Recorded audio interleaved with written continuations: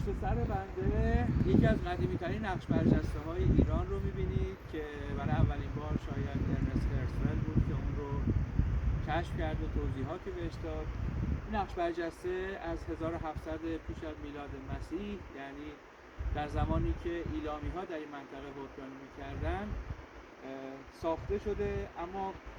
دلیل ساختش دلیل مذهبی است، چون مراسم بار عام خدایان رو نشون میده، خدایانی احتمالاً مثل ناپیریشا و ایزدبانی مثل کریریشا که پشت سرش هست و صفوف هدایا آورندگان یا صفوف نیایش کنندگان که البته اینها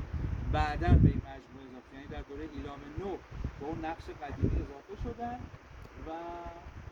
به نوعی در کنار رودخانه است. در صحنه هم ما فوران آب رو می‌بینیم که به نظر میرسه که این آب مقدس سلطنتی است، شبیه آن چیزی که در